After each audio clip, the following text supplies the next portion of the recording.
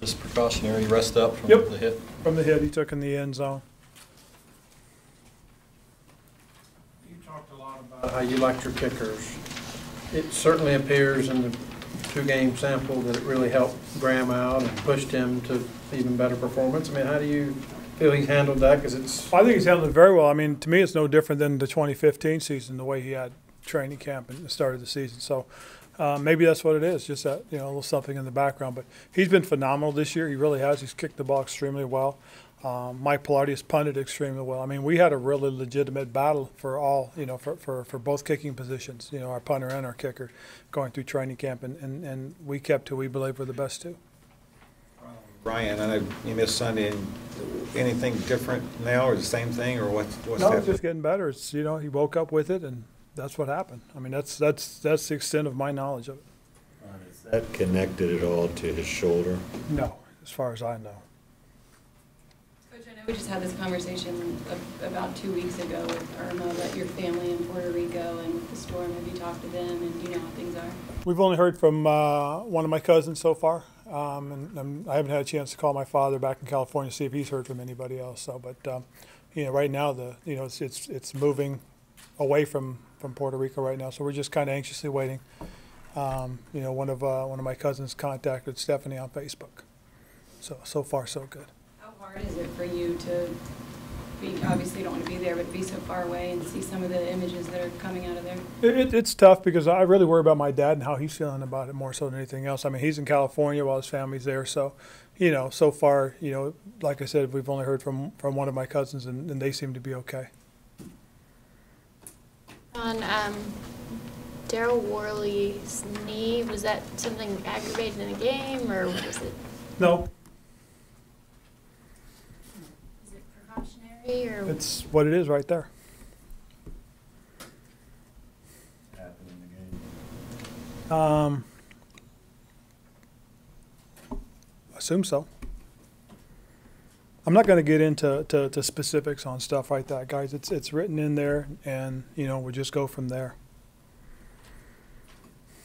There's a balance of giving guys some space after something like that. But have you spoken with Greg at all since his surgery and get a sense of his mood? Oh yeah, he's done well, and we'll see as time goes. We put him on IR with the opportunity to bring him back, and again, hopefully things will go well. We've seen, go ahead. He seemed to take it well, I guess, on Sunday, but I would imagine he's had some time to process. Did you get a sense of his spirit, I guess? Oh, he's determined.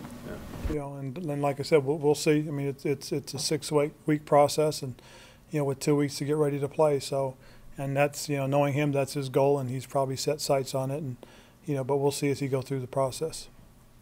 In your conversations with RV, did it sound like that was kind of a pretty realistic timetable, at least from the doctor's point of view, Ron? Well, yeah. I mean, again, using the designation, that we plan to, that seems to fit the schedule. I know it's early, but the Panthers' defense is ranked first in yards allowed. Just talk about the challenge facing an explosive offense in the Saints this Sunday. Well, it's very much a challenge for a few reasons. First of all, they've been there together for quite some time as far as the head coach and quarterback. The quarterback is obviously going to be a Hall of Famer. He's a tremendous football player. He knows the system, and that's part of it. He's known us because we've been competing against him for 7 seasons now. So he should be prepared and be ready to go. So it's going to be an interesting chess match. Each time you've been 0-2, you've won the third game. What is it about teams that are 0-2 that can make them so dangerous? Well, I think the sense of that you don't want to be 0-3. I mean, it's an even deeper hole, more so than anything else. This also is a divisional game, which makes it even more so an important game. And for them, that's what this is. I mean, you obviously don't want to be 0-3, excuse me, and down in the division. with as significant as Greg has been, a lot of people think get another player in. You guys are choosing to reward Ed for his work. I mean, is this an opportunity? Is this his moment? Yeah, very much so. I think this is Ed's opportunity, as it is, Chris Manhurt's opportunity, as is Alex Arma. And having said that too, it's also the other guys have got to step up, and that's one of the things that you have to have is you have to have that next man up mentality. We've had it before. We've had to deal with it. We've had to deal with it when we've lost Luke, we've lost Khalil before, and we've had guys that have had to step in and play, and that's the nature of the game. Does And it change the game plan, because Greg was so no, involved? we're gonna do what we do. It's just going to come down to the decisions that are made. We'll call the play, and obviously the play will have options and reads off of it, and it'll be up to the quarterback to make the decision. Now, obviously, he's not going to have Greg out there, so it's whoever he feels or reads or sees is the guy he's got to throw the ball to. Well, you guys have kind of phased out at the fullback, and then, of course, now you lose the #1 tight end. So what kind of strain, kind of to Richard's point, does it put on a scheme that kind of blocking presence? Well, I think that's why we went with Alex Arma. Alex showed very well in the preseason, did some really good things, but we just felt with the things that we can do in the personnel groupings we could use until Alex got up to speed, we wouldn't carry a fullback. Now this just kind of accelerated the curve for Alex, and now you'll see the role that he'll assume. And as we look at it, what we're really trying to do to a degree is we're trying to replace a little bit of what we did with Michael Tolbert last year. The 21 personnel groupings, the 22 personnel groupings, where he was the fullback. In the 21 personnel groupings, Michael not just played the F position, but he played the U tight end position in some of the calls that were made. And that's the thing that Alex has to learn, that when he's in there and they call something that requires him not to line up as a true fullback, but to line up as a U tight end, a wing or something like that, he's going to have to know what to do and how to do it. That's what made Michael Tolbert such a valuable piece of what we did, and as far as our offense was concerned, was just having that versatility. That's what makes Greg so valuable. If you look at the way we use Greg, now to some degree, we're going to find out if we can do that with Ed. Is he up to speed so much so he could contribute this weekend, Arma? I think he's headed that way. He's done a really nice job. He had a really good camp, and as you know, we obviously kept him initially until we had an opportunity to grab another player, and we thought, we'd take that chance and see if we can get him on practice squad, and that's what happened. We were fortunate enough to do it. Didn't expect this to happen, to have him be activated so soon, though. So is it safe to say that Dixon will be out running more routes than normally, or he maybe was blocking more? Is that a safe assumption? No, I think the assumption is he'll play the position that is called for. So if he's going to run the route, he'll run the route. If he's going to block, he'll block. He has been a guy that has done a lot of under-the-radar stuff for this offense.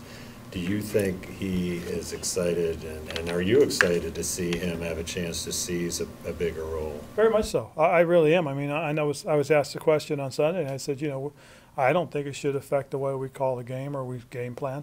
I think Ed's a more than capable football player. He's just a guy that's kind of waited in the wings for an opportunity. He's played, the U tight end position for us. He's played it very nicely. He's done a lot of good things for us. He's made some big catches and caught some clutch catches before. So, again, I'm excited for him. I think it's a heck of an opportunity, and I think he'll do well.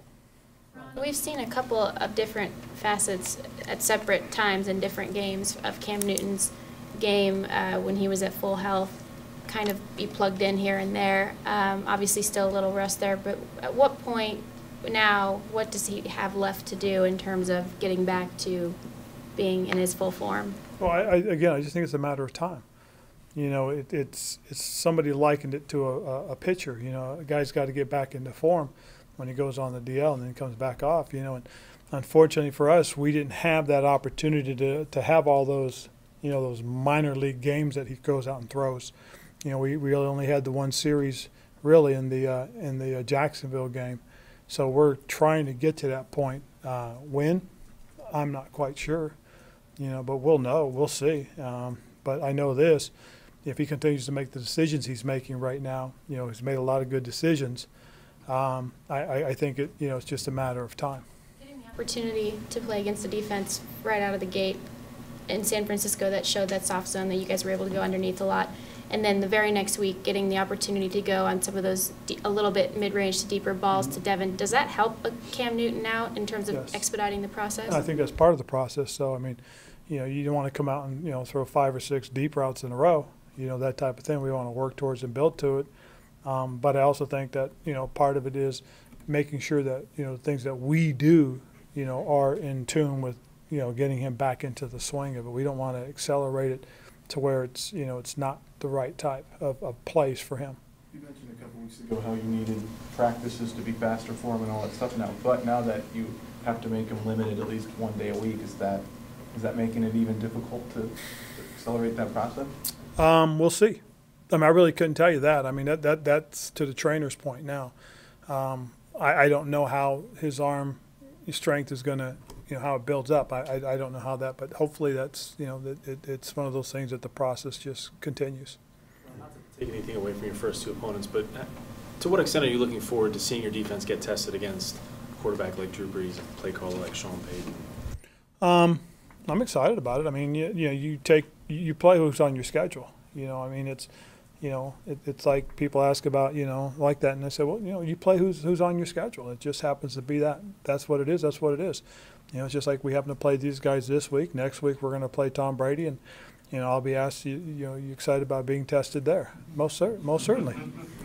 So but for this week, it's the excitement is we're gonna play against, Sean Payton and Drew Brees. I mean, it's just the progression. So this week it's the Saints. What's different? Don't ask that next week. I'm sorry? Don't ask that next week. Oh, I know it's coming. Obviously, again, we've talked about Cam and his confidence and the offense's confidence in general. Was last week with the sacks and all, would that take a step back at all? You feel good about it? I don't worry about that. I think as we go forward, it's when we get a chance to break tape down and go through and see the reasons and why things happen. I think everybody just relax and takes a breath and starts for the next week. You talked about wanting to score more touchdowns. I mean, are you seeing anything from watching film that some of those missed opportunities? What do you kind of see?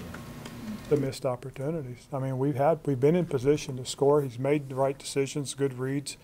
Now it's just a matter of getting your rhythm, getting yourself in tune to putting the ball on the spot where it needs to be. It's one of those things you go back and you look at, and we could have scored a couple, maybe 3 in the Bills game, but again, we didn't. So you got to give them credit. Ron, when Cam misses opportunities like Ed Dixon and Frisco and the McCaffrey short pass, it obviously bothers him because he feels like he missed. Do you have to kind of reassure him, hey, you're still knocking the rust off, or do you coach him up and say, we got to have that throw? I mean, no, where is his confidence? That's right there. He knows he can do it. It's just a matter of doing it, and so he'll continue to work at it.